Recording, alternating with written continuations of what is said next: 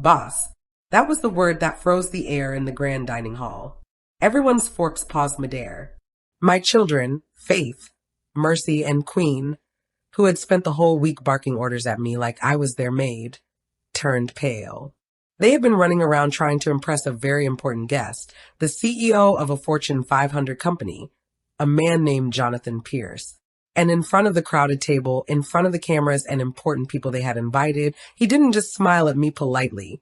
He stood up, stretched out his hand, and called me boss. My daughter's jaws dropped. The men they had been trying to impress, Austin, Michael, and even Igor, the one who thought himself the smartest of them all, looked at them with confusion. Their precious image of control and superiority cracked in 1 second. And me, I stood there in my old sweater, still holding a tray I had been forced to carry around, with crumbs on my hands.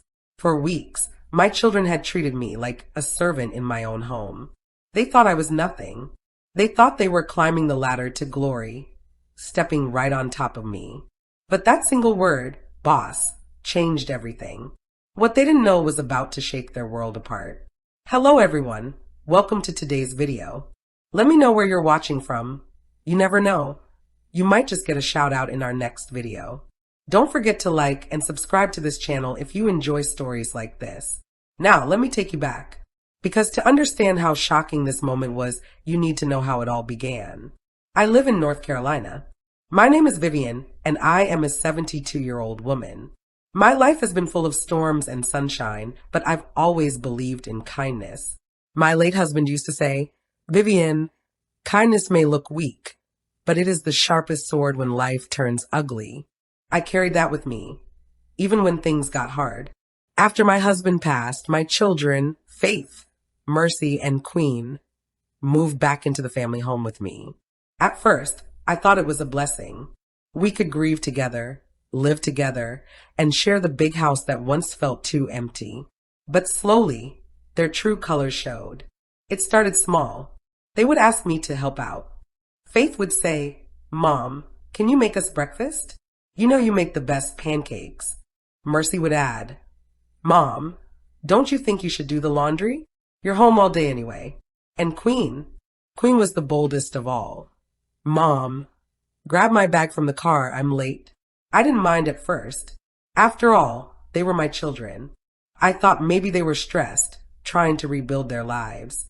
But weeks turned into months, and their words became sharper. Mom, don't just sit there, clean the kitchen. Mom, why is the living room dusty? Mom, you don't need to rest all day. You're not that old. One night, as I was scrubbing the bathroom floor on my knees, I overheard Faith whispering to her sisters in the hallway. If she keeps doing everything, we don't even need to hire a maid. Free labor. They all laughed. My heart broke a little that day. I realized they no longer saw me as their mother, but as their servant. But I stayed quiet. I had a plan. One Sunday afternoon, the plan began to unfold. My children announced that a very important man, Jonathan Pierce, was coming to dinner. They were nervous, fluttering like birds. He's the CEO of Pierce Global, Mercy whispered with wide eyes. If he likes us, he could open doors for us. From that moment, the house became a war zone. They yelled at me for every detail. Mom, make sure the table sparkles. Mom, you have to cook something fancy. Don't embarrass us. Mom, wear something plain. We don't want you looking out of place. That last line stung. Out of place. In my own house. Still, I played along. I made their favorite dishes, set the table, and kept quiet while they strutted around, pretending the house was theirs. But what they didn't know was this. Jonathan Pierce wasn't just any CEO. He was a man I had worked with, built with, and guided for decades. Long before my children were even born, I had invested in his company when it was nothing but a small startup. I didn't just know him, I had mentored him. He called me his second mother. And when he stepped into my house that evening with all the arrogance of my children trying to impress him, he walked right past them, looked at me, and said, Boss. The sound of that word still rings in my ears. My daughter's fake smiles collapsed. The men sitting at the table looked at each other, puzzled. And Jonathan, oblivious to the tension, laughed and hugged me like family. But what he said next Oh, it was like striking a match in a room full of gasoline. I'll pause the story there. Because before I reveal what Jonathan said that turned the entire dinner upside down, let me remind you.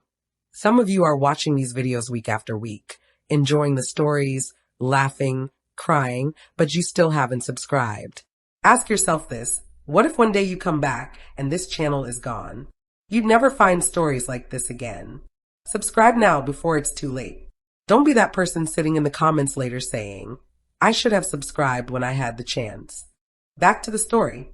Before the shocking dinner, there were smaller battles I fought with my children every day. Like the time I saved Queen from a debt collector who came banging on our door, and instead of thanking me, she shouted, You should have told him you're the maid. Maybe he would have gone easier on me.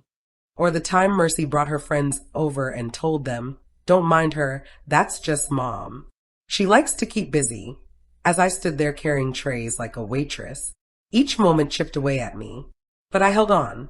I knew storms always come before the rainbow. That night, with Jonathan at the table, the storm was about to break. Because after calling me boss, Jonathan pulled out a chair for me at the head of the table. My children froze. He smiled warmly and said, And that's where I'll stop for now. Jonathan's words cut through the room like a blade. He pulled out the chair at the head of the table, smiled at me warmly, and said, Vivian, please sit here. You've always been the one to lead. The clinking of glasses stopped. The fake smiles plastered on Faith, Mercy, and Queen's faces froze into shock. Their eyes darted from me to Jonathan, trying to make sense of what was happening. Even the men at the table, Austin, Michael, and Igor, sat back, confused. I felt their gaze burning into my back as I set down the tray I was holding. My daughters had ordered me to keep serving like some invisible maid, but now the most powerful man in the room was inviting me to sit at the top of the table. My heart beat heavy in my chest, not from fear, but from a strange mix of sadness and vindication. All those nights scrubbing floors while they laughed. All the times they dismissed me, saying I was too old, too small, too irrelevant. And now the truth was beginning to surface. I took the seat. Slowly, calmly. My hand shook, not because I was nervous, but because I knew this was only the beginning. Ladies and gentlemen, Jonathan said as he raised his glass, you don't know how honored I am to be here tonight. This house has always felt like home to me because of this woman right here. He pointed at me. My children squirmed. Their cheeks flushed red. Jonathan went on, his voice firm, full of respect. Many years ago, when no one believed in me, when banks shut their doors and friends laughed at my dreams, Vivian believed in me. She not only believed, she invested. Without her, Pierce Global wouldn't exist. Without her, I wouldn't be standing here as your CEO. Gas spread across the table. Forks dropped onto plates. I saw Michael's hand twitch as he spilled his wine on the tablecloth. Faith leaned forward, her voice trembling. Wait, what do you mean? Jonathan chuckled. I mean exactly what I said. Vivian isn't just family to me. She's my mentor, my boss. He winked at me. She still owns more shares than I do. That single sentence was like thunder rolling across the room. My children froze, their faces drained of color.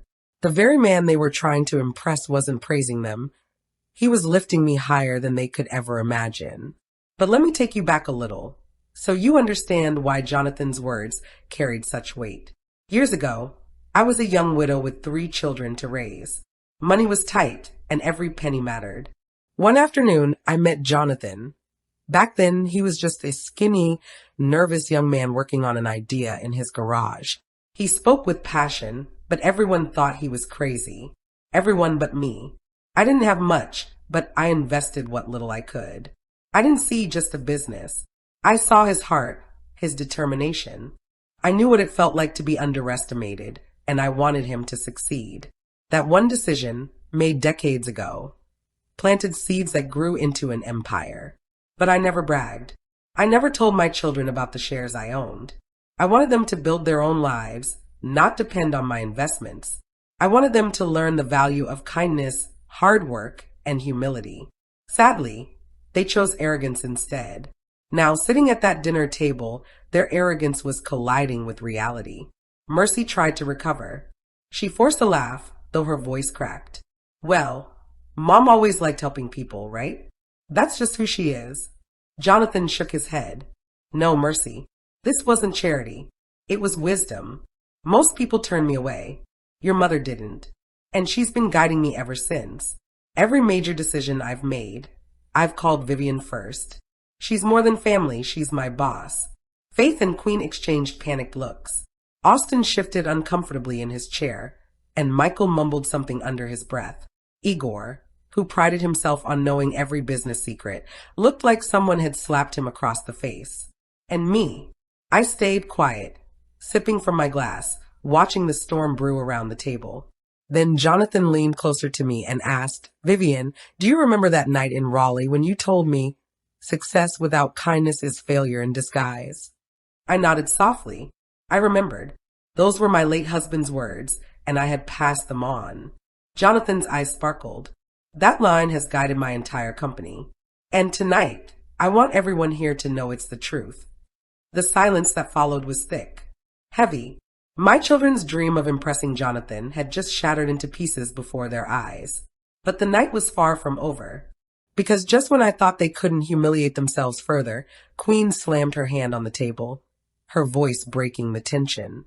This is ridiculous. You can't just come in here and act like our mother is. Everyone's head whipped in her direction. The room turned cold, and what happened next set off a chain of events none of us could have predicted. The sound of Queen's hand slamming against the polished wood echoed through the dining hall like a gunshot. Her face was flushed, her eyes wide with anger, and her words tumbled out without thought. This is ridiculous, she shouted, her voice shaking. You can't just come in here and act like our mother is some boss over you. But she stopped. The words caught in her throat, as though she suddenly realized how dangerous they were. Yet the damage was already done. The guests around the table leaned back, their eyes darting between her and Jonathan. Jonathan's expression darkened. He wasn't the timid young man I had once known. He was a CEO now, and with that came power, authority, and the expectation of respect. He turned slowly toward Queen, his gaze sharp. Excuse me, he said, his voice quiet but carrying weight. Queen stammered, trying to recover. I mean, she's our mom. We just didn't know you felt that way about her. That's all. She forced a laugh, but it sounded hollow, like glass cracking under pressure. Jonathan leaned back in his chair, studying her. The silence grew uncomfortable. Faith picked up her napkin and pretended to dab her lips. Mercy's eyes darted nervously toward me, and the men shifted awkwardly in their seats.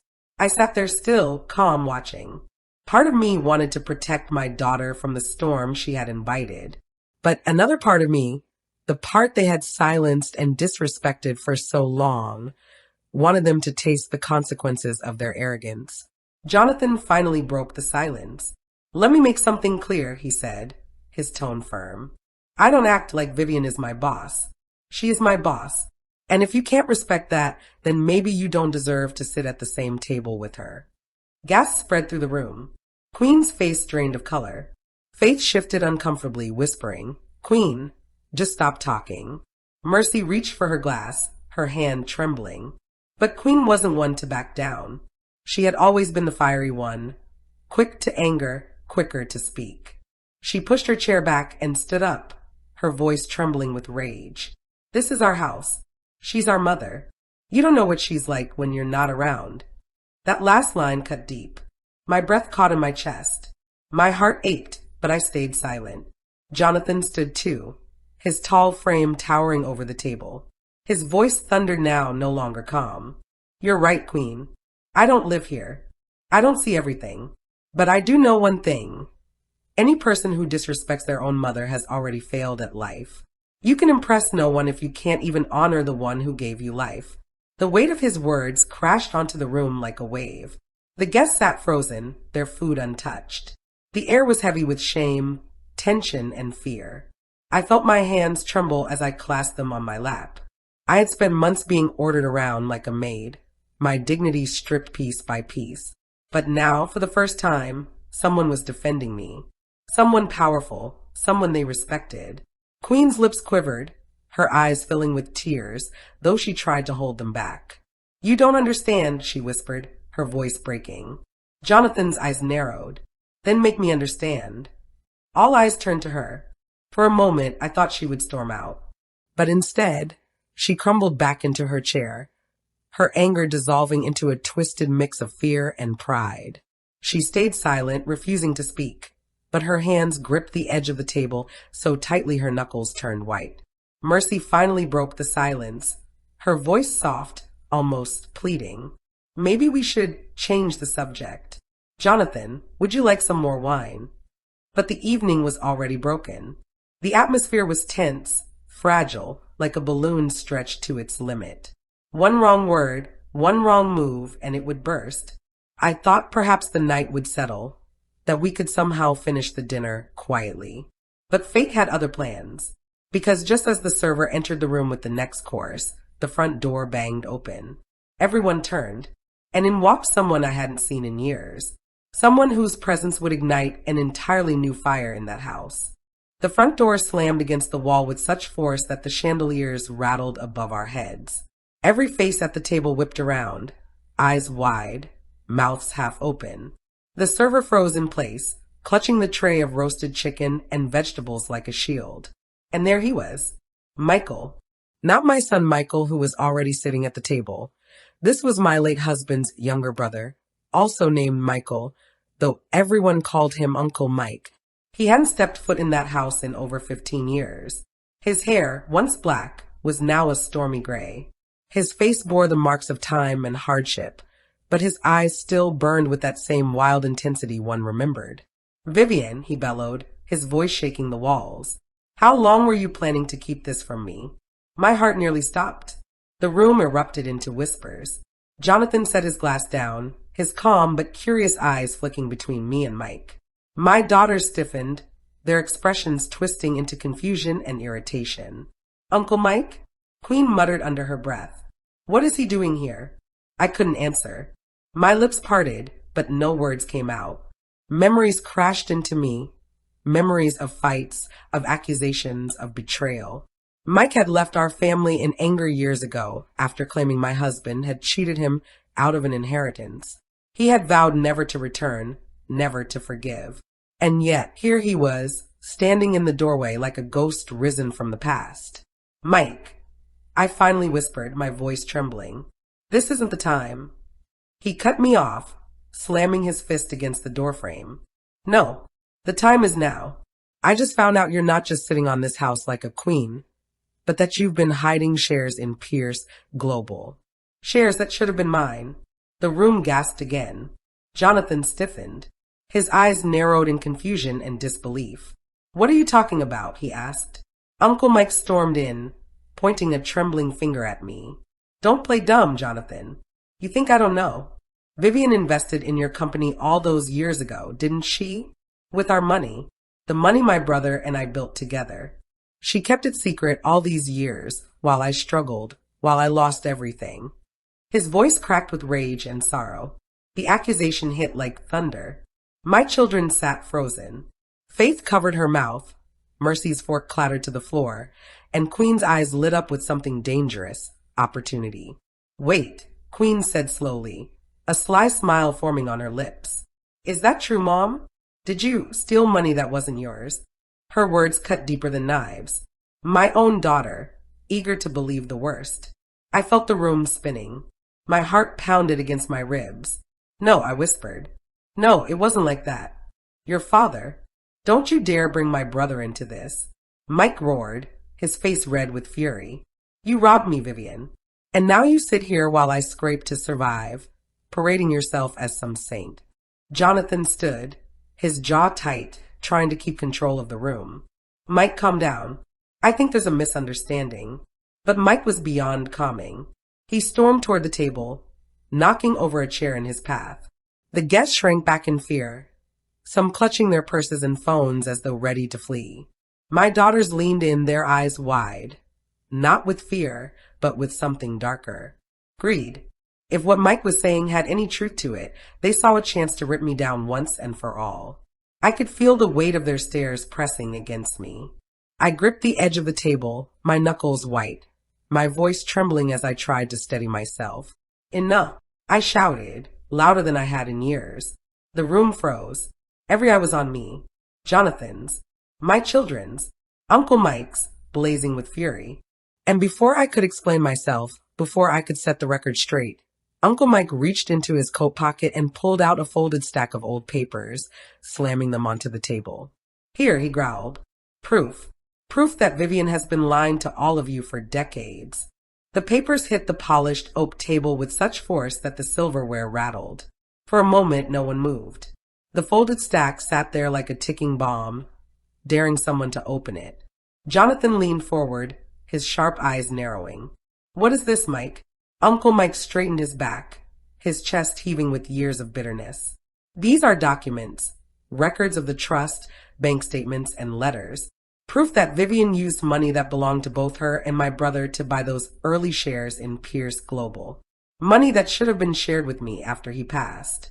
Instead, she hoarded it all. Gasps rippled around the table. Queen's eyes lit up. Faith and Mercy exchanged nervous glances.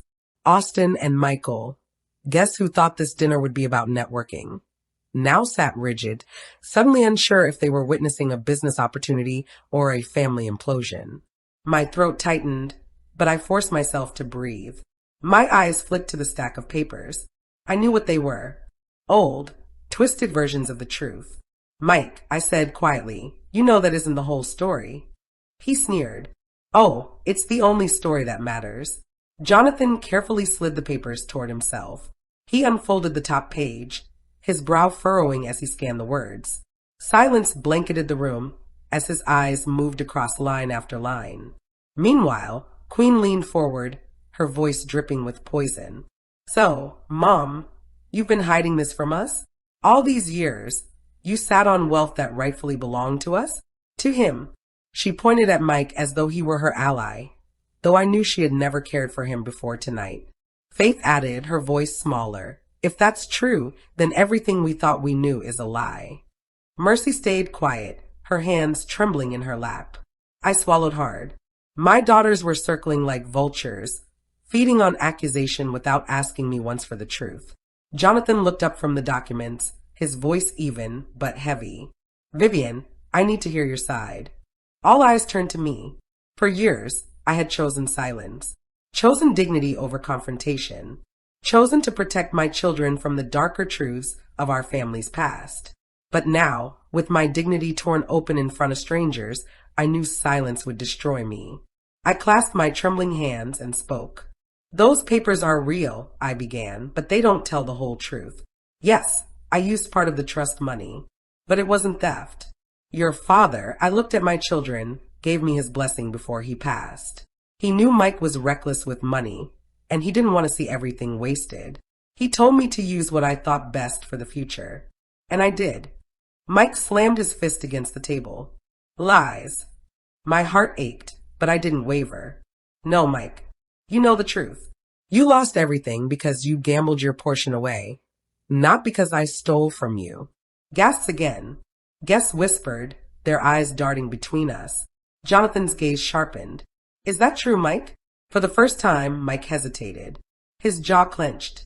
His eyes flicked downward, then back up. I had bad luck, yes, but she should have given me another chance. She hoarded the money like a dragon while I drowned. Jonathan sighed, setting the papers down. So this is a matter of perspective, not fraud. But the damage was already done. My daughters looked at me with new fire in their eyes. Not understanding, not compassion, but calculation. They weren't thinking about justice for Mike. They were thinking about themselves. Queen leaned back in her chair, a smirk forming. Either way, it means Mom has been hiding millions from us. And if she can lie about that, what else has she been lying about? The sting of betrayal sliced through me deeper than anything Mike had said. My daughters, my flesh and blood, were turning against me in front of strangers, not because they believed Mike, but because they saw dollar signs. I fought back tears. I would not give them the satisfaction. Jonathan must have sensed it. He cleared his throat and looked around the room. This dinner was meant to be a celebration, not a battlefield. Vivian, may I suggest we take a step back and revisit this privately? But the storm was already raging, because in that exact moment, Mercy, who had been silent all night, suddenly stood up, her face pale, her eyes watery. She looked at me with something I couldn't read. Fear? Anger? Regret? Mom, she said, her voice trembling, if you've been hiding money all these years, then why did you let us struggle? Why did you let me work 3 jobs in college? Why did you let Queen drown in debt? Why did you let Faith move back here broke? Her voice cracked. Tears spilled down her cheeks. The room fell silent again. And in that silence, the words I had long buried rose to my lips, uninvited but unstoppable. Because, I whispered, my voice breaking, I wanted you to learn responsibility. I wanted you to stand on your own feet, not to become like your uncle, waiting for someone else's pocket to bail you out. The truth hung heavy in the air. Mercy covered her mouth, sobbing. Faith glared at me, her lips curling into a snarl. Queen shook her head in disgust. Mike smirked like he'd just won a battle. And then the unthinkable happened. Faith suddenly stood, grabbing her wine glass, and flung its contents across the table, right into my face. The guests gasped. Jonathan leapt to his feet. The cold liquid dripped down my cheeks as I sat frozen, humiliated, staring at the daughter I had once rocked to sleep. And the room descended into chaos. The cold wine slid down my cheeks and into the collar of my blouse. The sharp sting of humiliation cut deeper than the alcohol itself. Gasps filled the room like a chorus of betrayal. Forks clattered, chairs scraped, and whispers flew like arrows. Faith stood there, her chest heaving, the empty glass trembling in her hand. Her eyes burned into mine with a fury I hadn't seen since she was a child throwing tantrums in the grocery store aisle. Only this wasn't childish anger.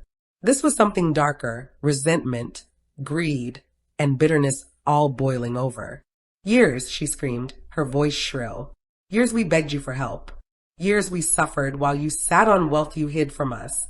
You let us be humiliated, broke, mocked by our friends, while you lived like a saint in your little secret world. Her words lashed across the room. Mercy sobbed, burying her face in her hands. Queen, ever the opportunist, leaned back with her arms crossed, her smirk returning. Uncle Mike looked smug, as if Fate's outburst had justified every accusation he'd made. Jonathan slammed his hand on the table. The room fell silent, but Fate's ragged breathing echoed against the walls. Enough. Jonathan's voice was a thunderclap. He turned toward Faith, his gaze sharp, almost fatherly in its disappointment. Do you even hear yourself? That is your mother you're speaking to. The same woman who raised you, who gave you everything she had. Shame on you. Faith's face flushed red, her jaw tightening. She wanted to retort, but Jonathan's authority left her cornered. I sat still, wiping the wine from my face with the linen napkin. My hands trembled, but not from weakness, from restraint. I wanted to shout, to curse, to finally unleash the storm I had bottled inside for years. But I didn't. Not yet. Because I knew something my children didn't. Something that would shatter the smug looks on their faces and silence their cruel words. But that revelation had to wait. Timing was everything. So I steadied my voice and said calmly, Faith, if you believe I've wronged you, then look me in the eye and tell me what exactly I owe you. Did I not give you food, shelter, an education? Did I not sacrifice my own dreams so you could have yours? Tell me, child, what did I withhold from you? Faith froze. Her lips parted, but no words came. Mercy's sobs grew louder. Queen rolled her eyes and muttered, Here we go again with the guilt trips. Jonathan shot her a glare that made her shut her mouth instantly. Uncle Mike, never one to let silence linger, leaned forward with a sneer. Don't twist this, Vivian. The truth is, you played God with everyone's future. You picked winners and losers. You decided who deserved help and who didn't. And that's not a mother, it's a tyrant. His words were gasoline on the fire. Mercy lifted her tear-streaked face, whispering, Is that true, Mom? Did you choose to let us struggle? Her eyes begged me for something, an explanation, an excuse, a reason to make sense of the years of hardship. And for the first time, I let the cracks in my silence open wider. Yes, I said softly. The word fell heavy into the room. I let you struggle, because struggle builds strength. I wanted you to know the value of money, of effort, of standing on your own. If I had handed you everything, you would have learned nothing. Look at your uncle. He had everything handed to him, and what did he do? He gambled it away. I couldn't let you become that. Mercy's face twisted in anguish. Faith scoffed. Queen smirked harder. And Mike slammed his hand down again, rattling the glasses. You dare use me as your excuse, he bellowed. You hoarded power for yourself, Vivian, and now your children see you for what you are. Jonathan stood again, his patience clearly thinning. Mike, sit down. This isn't your stage. This is Vivian's home, and you will respect it. But Mike didn't sit. He puffed out his chest, his voice rising. Respect? She doesn't deserve respect. She deserves to be exposed. And if none of you will do it, then I will. He reached into his coat pocket again, pulling out something else. Not papers this time. A flash drive. My stomach dropped. He held it up like a trophy. On this drive are emails, bank transfers, records. Proof that Vivian not only hid money, but used it to control decisions at Pierce Global. Proof she manipulated the company for her own gain. Gasps exploded again. Jonathan's eyes widened, his jaw tight. My daughter's faces lit up with shock and hunger. And me. I sat frozen, my heart hammering. I knew what was on that drive, or rather, what he thought was on it. Because if Mike dared to plug it in, the truth that spilled out could ruin not only me, but the very empire Jonathan had built. The entire room held its breath. Jonathan extended his hand slowly. Give it to me, Mike. But Mike shook his head, a twisted smile spreading across his face. Oh no, I think everyone here deserves to see it. Right here. Right now. He strode toward the laptop sitting on the sideboard, the flash drive clutched in his fist. And in that moment, I knew, if he plugged it in, everything would change. Mike's footsteps echoed across the dining room like a countdown to disaster. Each step tightened the noose around my throat. My daughter's eyes followed him like hungry hawks circling prey, desperate for the kill. Jonathan's jaw flexed, the first crack in his polished composure showing as his empire dangled on the edge of exposure. The flash drive glittered in Mike's fingers. He reached the laptop on the sideboard and slid the cap off with a flourish. You've lied long enough, Vivian. Tonight, the truth comes out. No, Mercy cried suddenly, standing from her chair. Uncle, please, not like this. This isn't the way. But Queen grabbed her arm and yanked her back down. Sit, Mercy. Don't stop him. If Mom's been hiding things, we deserve to know. Faith, still simmering from her wine-soaked outburst, folded her arms. Yes, let him. Let's finally see who you really are, Mom. My heart squeezed. They wanted blood. My blood. Jonathan moved swiftly, stepping between Mike and the laptop. His voice was low, dangerous. Hand it over. Whatever's on that drive doesn't belong in this room. Mike smirked. What's the matter, Jonathan? Afraid your business partners will see what kind of deals you've been making with the widow? Jonathan's eyes hardened, a flicker of something unspoken flashing across his face. The guests whispered, their confusion thickening the air. The dinner had transformed from a family quarrel into a boardroom scandal. I rose slowly, my chair scraping against the floor. My hands trembled, but not from weakness. This was the tremor of a volcano seconds before eruption. Mike, I said, my voice cutting through the chaos, if you so much as touch that laptop, you'll regret it. He barked a laugh. Threats now. You can't stop me. His hand reached toward the USB port. And then, click. The chandelier lights above flickered, then went out. The room plunged into sudden darkness. Gasps filled the void. Chairs toppled. Someone screamed. For a moment, all that could be heard was the panicked rustle of bodies and the pounding of my own heart. Then, a low hum filled the room, followed by the sharp snap of a generator kicking in. Emergency lights glowed faintly, bathing us all in a cold, sterile blue. And there, in the half-light, stood Jonathan, his hand clamped firmly around Mike's wrist. Not another move, Jonathan growled. Mike struggled, but Jonathan's grip was unyielding. The flash drive dangled inches from the port, salvation and damnation suspended in a trembling hand. Queen shot up from her chair. Let him go, Jonathan. He has a right to show us. Jonathan turned on her, his voice like steel. You don't understand what's at stake. If this drive is opened here, in this room, it won't just hurt your mother. It will destroy all of you. The silence that followed was suffocating. Faith's face paled. Mercy's sobs quieted. Even Queen faltered, uncertainty creeping into her eyes. I stepped forward, my voice steady though my insides quaked. Do you really think I built all this home, this life, this empire, just for myself? No. I made choices, sacrifices, even enemies, to protect all of you. But if Mike gets his way, every ounce of it will vanish overnight. Mike sneered. Lies. You're only afraid of being exposed. Am I? I shot back. Or are you afraid the truth about you will come out too? His eyes flickered. Just for a second. But I saw it. And so did Jonathan. Jonathan tightened his grip on the drive, prying it from Mike's hand with effortless authority.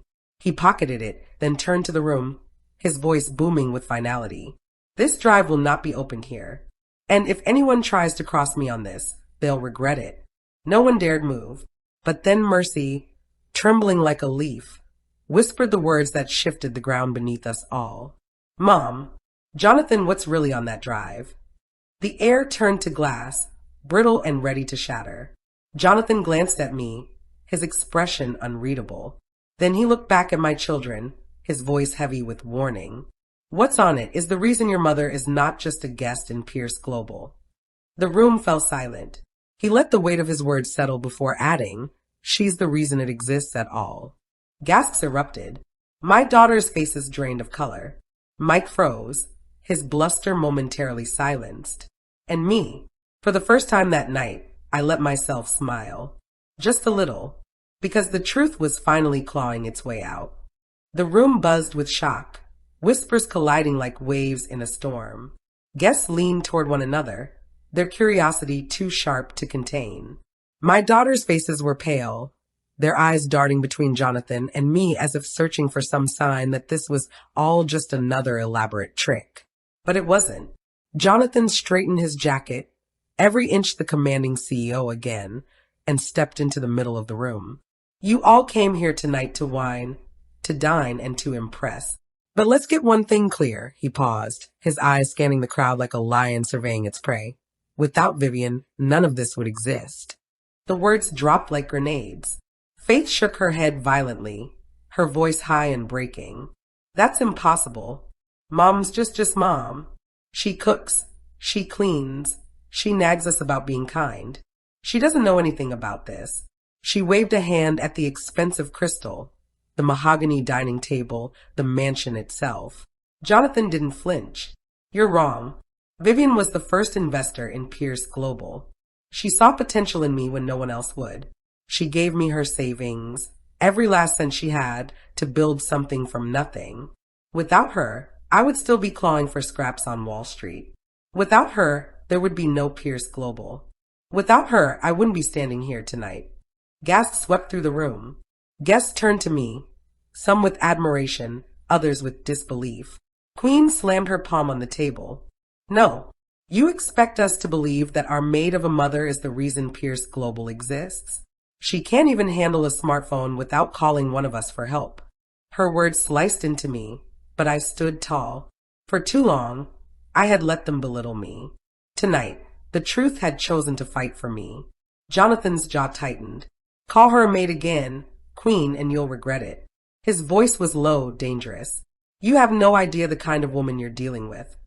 Mike, who had been pacing like a caged animal, suddenly lunged forward. Don't buy into her act, he shouted. Vivian's been hoarding power for years, playing the saint while cutting everyone else out. If she's the reason Pierce Global exists, then where's my share? Where's what I deserve? Jonathan rounded on him. You abandoned your brother, sold off your inheritance, and spent years blaming Vivian for your own failures. Don't twist this into something it's not. The room erupted again, but Jonathan's voice rose above it all. If Vivian hadn't stepped in when she did, Mike, you'd have nothing to fight over. Pierce Global would have collapsed before it even began. She saved it. She saved me. The silence that followed was thick, like the whole room had inhaled and forgotten how to breathe. I could feel the weight of every stare pressing into me, some filled with awe, some with envy and others with rage. My daughter's world had cracked, and they were scrambling for solid ground. Mercy's voice wavered, softer than the rest. Mom, is it true? Did you really give him everything? My throat tightened. The memory burned fresh, the long nights in that tiny kitchen, staring at bills I couldn't pay. The sound of my children crying in their rooms while I whispered prayers over the few dollars I had left. The day Jonathan came to me, desperate, his hands shaking, his future dangling by a thread. And the decision I made in that moment to risk it all. Yes, I said finally. My voice was calm, steady, but heavy with years of secrets. Every cent I had. I didn't do it for money or power or recognition. I did it because I believed in him. Because I knew he had the heart to build something bigger than all of us. And I was right.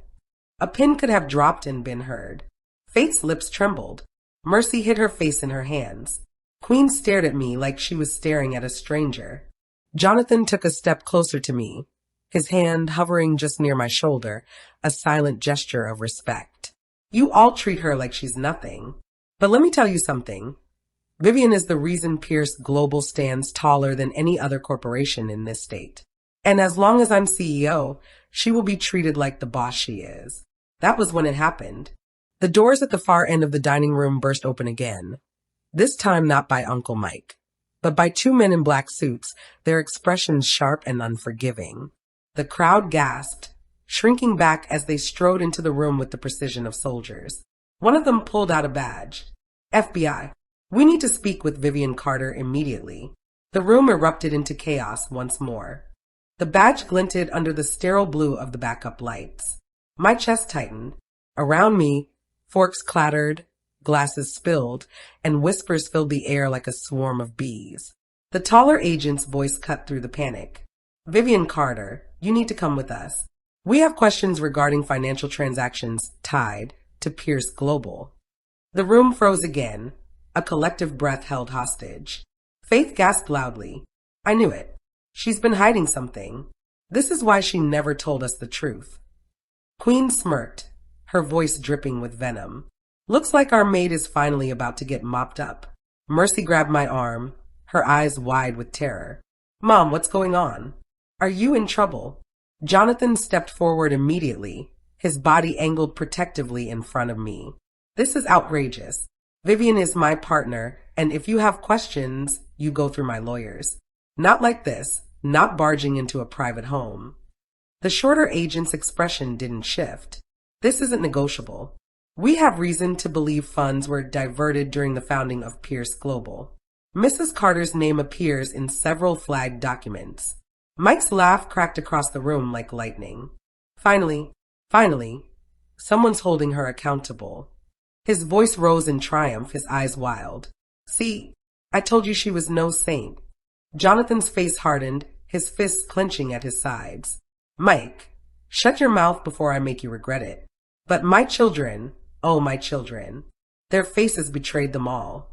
Faith looked triumphant, Queen smug, Mercy horrified. None of them stepped in to defend me. None of them said a word in my favor. It hurt more than the FBI's words. The agents advanced. Mrs. Carter. Now, for a moment, my knees wobbled. The floor seemed to tilt beneath me. But then, like a flame reigniting in the wind, I straightened my back. My late husband's voice whispered in my memory, never let them see you bow. I met the agent's eyes with steel. I'll come, I said. My voice was calm, unshaken, but only on one condition. The taller agent frowned. This isn't a negotiation. Jonathan cut in sharply. Yes, it is. You don't storm into my property and humiliate my board member in front of guests unless you have a warrant. The agent hesitated. The room leaned in, hanging on every word. I tilted my chin up, my voice firm. Show me the warrant, or I don't move an inch. The agent exchanged a look with his partner. The shorter one reached into his coat pocket, pulling out a folded document. He slapped it onto the table. Signed by a federal judge. Satisfied, Queen snatched it before I could, her eyes devouring the words. It's real, she said smugly, tossing it back onto the table. Looks like the game's up, Mom. I didn't flinch. I simply nodded, stepping out from behind Jonathan. Fine. I'll come with you. Gasps echoed again. Guests shifted nervously in their seats, unsure whether to stay or flee. As I moved toward the door, Jonathan reached for my hand, his voice low and fierce. Vivian, don't say a word to them without me. Do you understand? Not a single word. I gave him the faintest smile, a flicker of trust in the storm. I understand. The agents guided me toward the exit. My daughters watched, 3 pairs of eyes burning into my back, 2 with triumph, 1 with sorrow. Mike's laughter trailed after me, sharp and cruel. But just as we reached the door, the shorter agent's phone buzzed. He glanced at the screen, and his face drained of color. Sir, he whispered to his partner, the order's been revoked. The taller agent froze. What? The guests erupted again, voices colliding in chaos. I stopped in my tracks, turning slowly. My heart pounded in my chest. Revoked? By who? And why so suddenly? The taller agent's jaw clenched. We're done here. He snapped the badge shut, yanked the warrant back from the table, and motioned for his partner to follow. And just like that, they were gone. The door slammed shut behind them. Silence, until Faith's trembling voice broke it. Mom, what just happened? I turned to face them, every eye in the room glued to me. My daughters, Jonathan, Mike, the guests. I let the silence stretch until it nearly broke, then spoke clearly, deliberately. What just happened, I said, is only the beginning. The silence after the FBI's abrupt exit was deafening. The clink of a spoon dropping on porcelain sounded like a gunshot. Guests whispered frantically, torn between curiosity and fear, their eyes darting from me to Jonathan to the door that had just swallowed the agents whole. My daughters were frozen in 3 very different portraits of emotion. Faith's face twisted with suspicion, her brows furrowed as though she had caught me red-handed. Queen looked smug, lips curled into the faintest of grins, already plotting how to use what had just happened against me. Mercy, though sweet Mercy, her eyes were wide, shimmering with unshed tears, as though she was watching her mother walk a tightrope above a pit of snakes. And then there was Mike. He wasn't whispering. He wasn't shocked. He was seething, his chest heaving, his eyes locked on me like I was prey that had just slipped through his jaws. This isn't over, he spat, his voice low but carrying across the room. Someone's protecting you, Vivian. Someone powerful. And I'll find out who. Jonathan's voice was sharp enough to slice through steel. Sit down, Mike, before I have security drag you out. But Mike didn't move. He stared at me, unblinking, before slowly backing toward his chair. His gaze never left my face, as though memorizing every line of it, every twitch, every crack in my composure. The weight of the room pressed on me like a mountain, but I forced myself to straighten my spine. I would not crumble in front of them.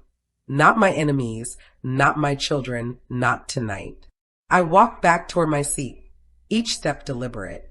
The murmurs grew louder.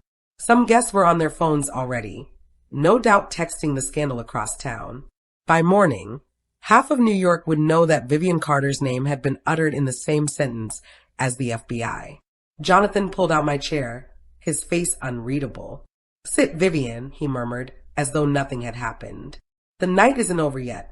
I sat, but I could feel the storm brewing in every corner of the room. Faith was the first to snap. So that's it? The FBI storms in here, waves around a warrant, and then suddenly they just leave? You expect us to believe that's normal. Queen leaned forward, her eyes glittering. No, Faith, don't you see? This proves what I've been saying all along. Mom isn't some helpless old woman. She's been pulling strings behind our backs. Big strings. How else does the FBI back off mid-arrest? Her voice carried through the room, feeding the fire. Heads nodded.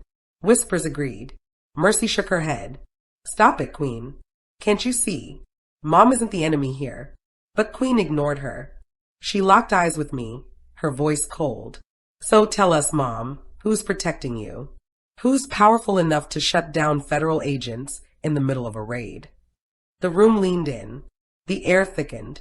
Jonathan's voice was calm, but it had an edge like a blade. Careful, Queen. You're stepping into waters you don't understand. Queen didn't back down. Then explain it to me, Jonathan. Explain how my mother is sitting here like some untouchable queen while the rest of us are treated like servants in her shadow. Her words dripped with venom, but I didn't flinch. I leaned forward, folding my hands on the table, and met her gaze head on. You want the truth, Queen? I said, my voice steady. The truth is, I've spent my entire life being treated like a servant. By you, by Faith, even by Mercy when she didn't realize what she was doing. I cooked your meals, washed your clothes, cleaned up after your messes. You called me your maid without ever using the word. And I let it happen because I loved you. Because I thought that's what mothers did. But I was never powerless.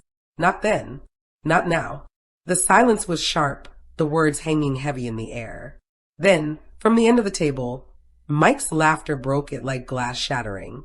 He leaned back in his chair, clapping slowly, mockingly. Well said, Vivian. Very moving, he sneered. But you still haven't answered the question. Who's protecting you? Before I could reply, the dining room doors opened again. Every head turned.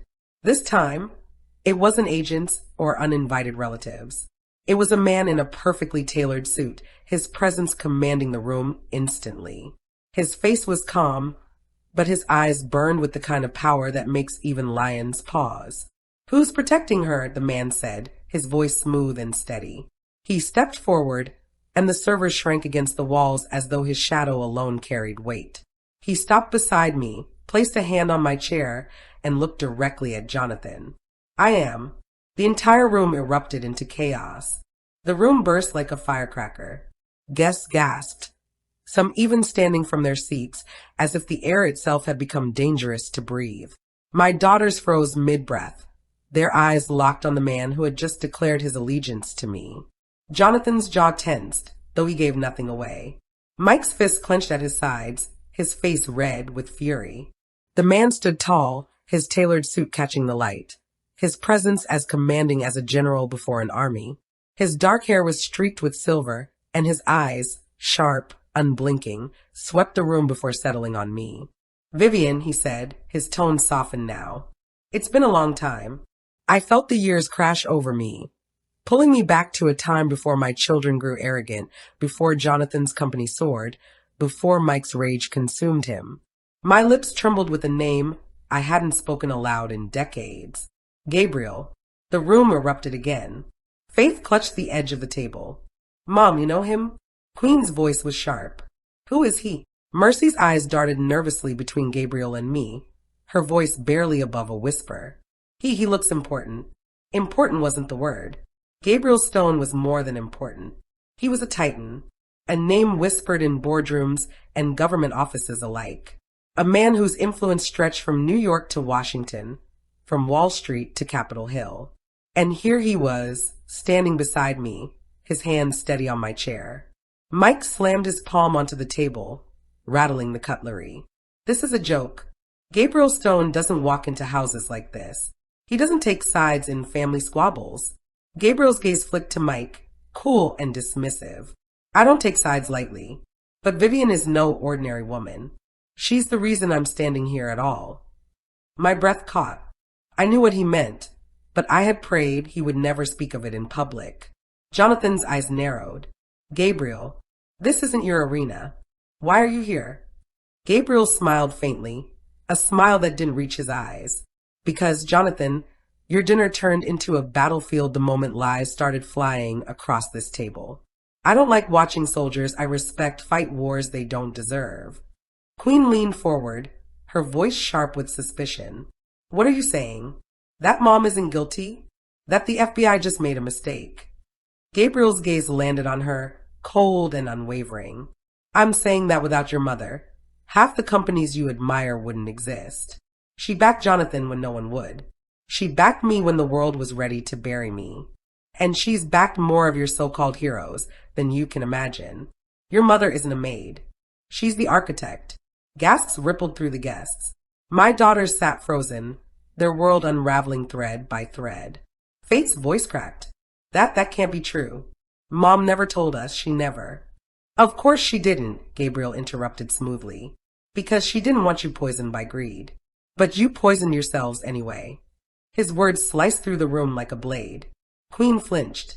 Faith bristled. Even Mercy lowered her eyes in shame.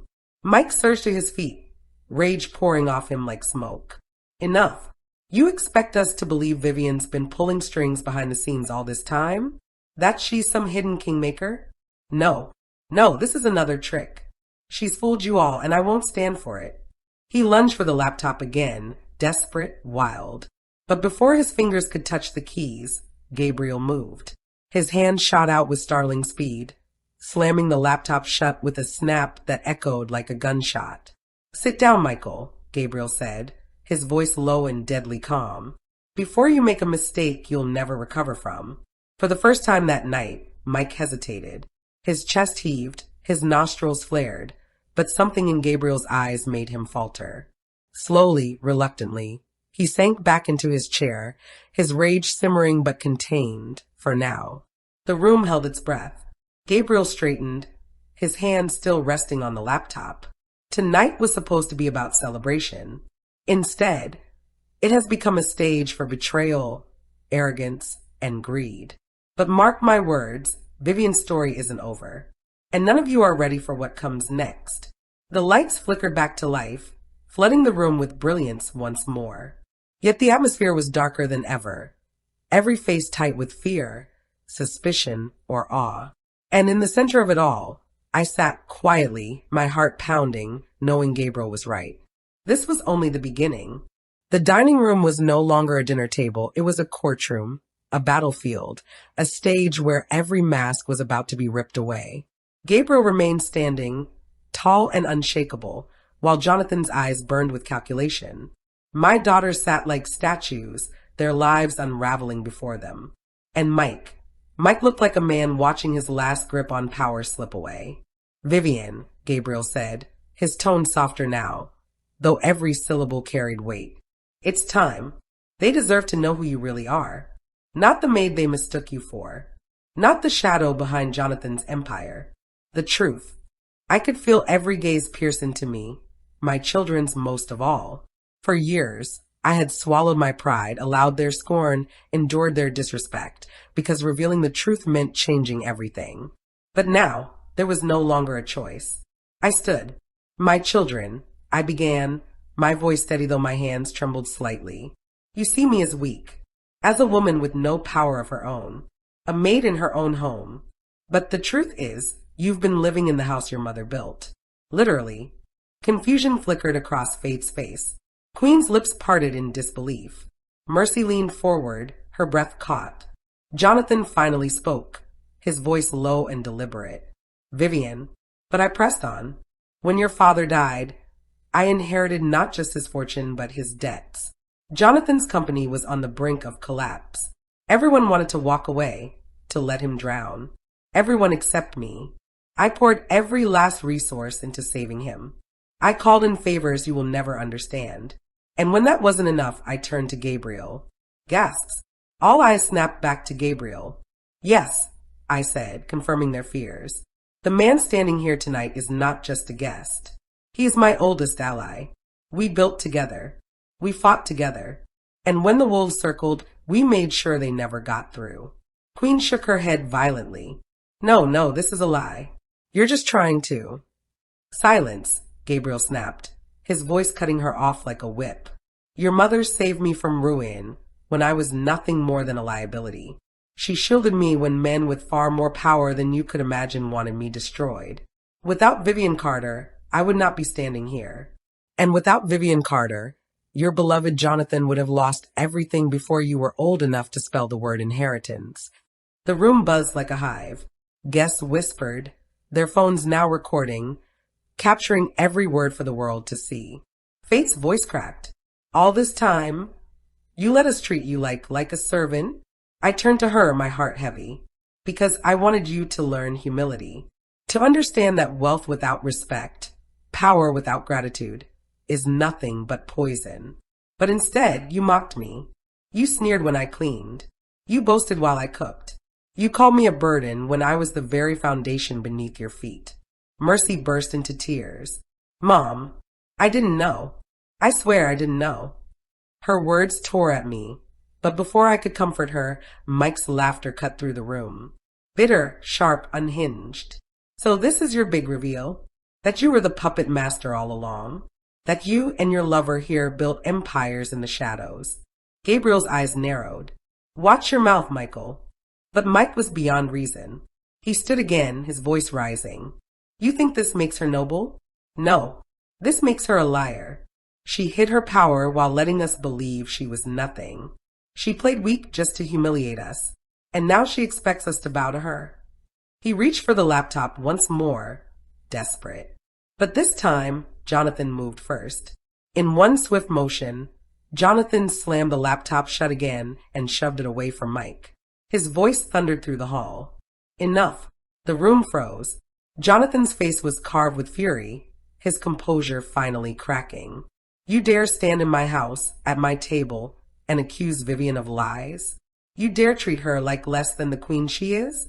Michael, you fool, you don't understand. Without Vivian, there is no me. Without Vivian, there is no empire. She is not my weakness. She is my strength. Every jaw dropped. My daughters stared at their father as though seeing him for the first time. Jonathan turned to me then, his eyes softer, regret flickering in them for the first time in years. I should have stopped this long ago. I should never have let them treat you the way they did. Forgive me, Vivian. My breath caught. I had waited decades for those words. But Mike was not done. His face twisted with rage. He pointed a trembling finger at me. You think you've won? This changes nothing. The FBI will be back. I'll make sure of it. You can't bury everything forever. Gabriel stepped forward, his presence like a storm. Oh, but she can. And she has. You've been outplayed, Michael. Walk away now, before you're buried with your own greed. Mike's face went pale. For the first time, true fear flickered in his eyes. The room erupted into applause, hesitant at first, then swelling as guests realized the magnitude of what they'd just witnessed. Phones flashed, glasses clinked, voices rose in awe. The story of Vivian Carter, the maid who was never a maid at all, was already spreading like wildfire. My daughters sat in stunned silence. Faith trembling, Queen seething, Mercy sobbing quietly. They finally understood. And I, standing tall at the center of it all, felt the weight lift from my shoulders. No longer a servant in my own story. No longer hidden. I was Vivian Carter, the architect, the queen, the mother who would never again bow her head. And for the first time in decades, I smiled.